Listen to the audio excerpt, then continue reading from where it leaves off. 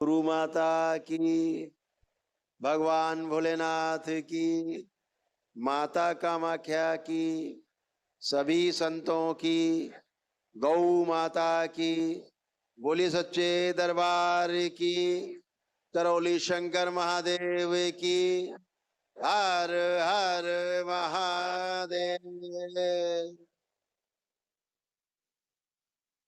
तो आपको एक बात को दो तीन बातें ध्यान से सुन लेनी है, इसके बाद आपको अपना आगे की प्रक्रिया करनी है।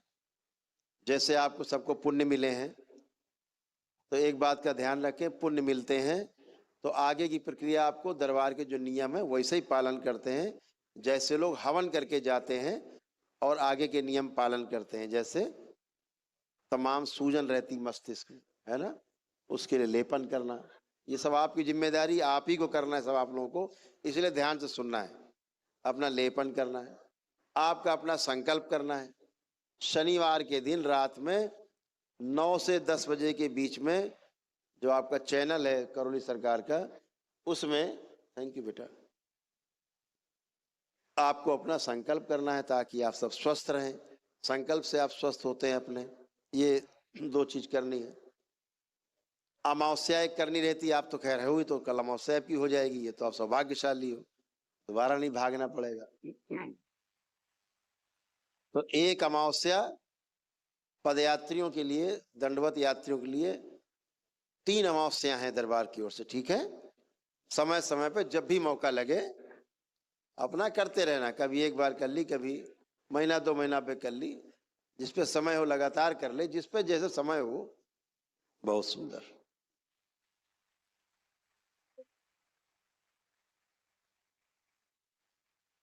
ये बिटिया बना के लाई है छोटी सी लड़की। बहुत धन्यवाद बेटा, खूब खुश रहो, प्रसन्न रहो, थैंक यू सो मच। हाँ, क्या ले आए? अच्छा, ये हमारे लिए तो संतरा ले आया, तुम तो खुश रहिए। ये वो बालक है, कैसे सर्जरी हुई थी तुम्हारी? 8 सर्जरी। 8 सर्जरी हुई थी? इनको 8 सर्जरी हुई थी आंखों की।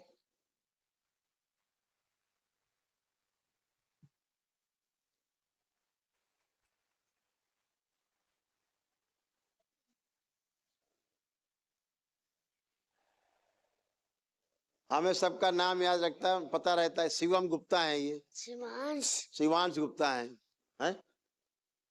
अच्छा, यहाँ बैठना, बैठ जाओ भैया। तो ये शिवांश गुप्ता है, 8 सर्जरी आंखों की हुई, आंखें तब भी नहीं ठीक हुई।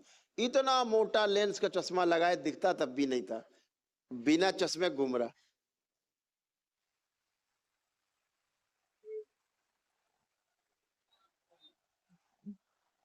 प्रक्रिया करी, उसी दिन चश्मा इसने उतार के फेंक दिया, बोला बाबा हमको सब कुछ दिख रहा है। तो तब से शिवांश जो है पूरी मस्ती में आते, दरबार में फुल मस्ती में रहते हैं। तो क्या पदयात्रा कराए क्या, तुम कुछ कराए क्या? है, देखिए छाले पड़ गए? अरे राम राम, वाकई में कितने छाले इसके पैर पड़े। तो कोई कष्ट हो रहा छाले में अब? देखो चल के आ रहा कष्ट कोई? दौड़ भी सकता हूँ। दौड़ भी सकते हो? अच्छा, खुश रहो। तो अब शिवांश कोई कष्ट है छाले का? नहीं है? अच्छा, खुश रहो। बोलो करौली शंकर महादेव की। तो 8 सर्जरी के बाद डॉक्टर साहब त्रस्त हो गए, और शिवांश की बाबा ने सर्जरी कर दी, 1 मिनट में ठीक हो गए। इतना मोटा लेंस का चश्मा, मेरे ख्याल से 20 प्लस कुछ था इसका, 20। और देखो कैसे।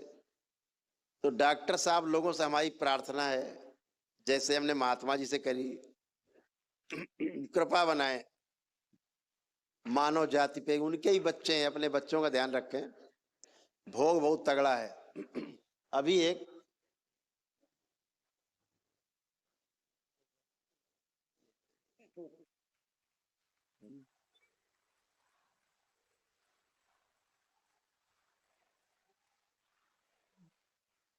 लो भाई, हो, बाबा के पास रखो, चरणों में रखो। तो थैंक यू बेटा, बहुत बहुत धन्यवाद आपको, खूब खुश हो बेटा।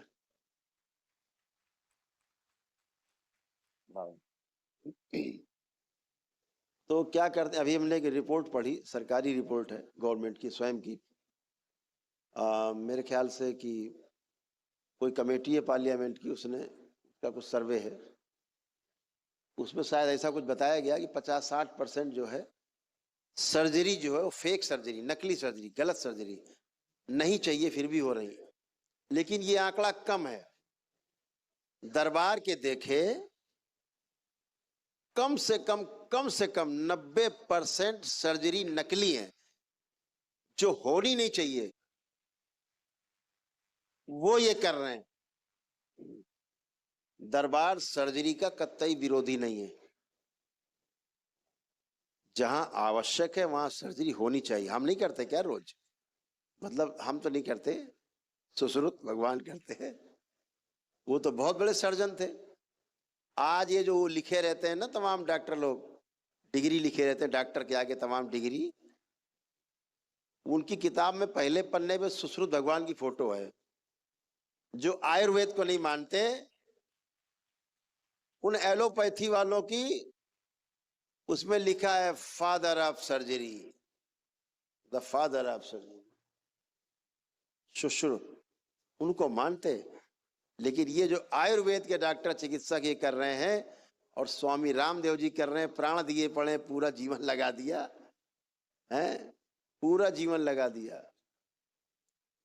स्वामी रामदेव जी ने, बालकृष्ण जी ने। उन्हें नहीं मानते, उन्हें नहीं मानते। तो क्या निकला, राम को तो मानते हैं लेकिन राम की नहीं मानते। तो कृष्ण को तो मानते हैं बहुत, लेकिन कृष्ण की एक को बात नहीं मानते। अद्भुत है।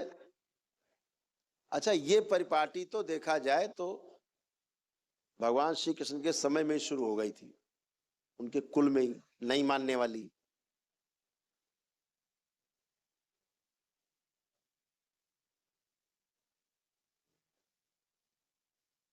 समझदारी का जो विकास है आपके घर से ही होता है, आचरण आपके घर से ही बनता है। आपके माता पिता पहले शिक्षक हैं, जिनके आचरण से आप प्रभावित होते हैं।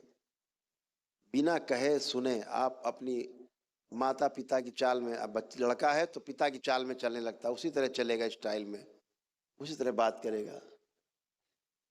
बिटिया है तो बिल्कुल माँ की तरह उसी तरह बात करेगी। ये अपने आप ही आ जाता है। गुरु शिष्य है, शिष्य के अंदर गुरु की अपनी सब चीजें आ जाती है अपने आप, बगैर कहे, बिना बोले बिना कहे जो आ जाए उसे आचरण कहते हैं, आचरण।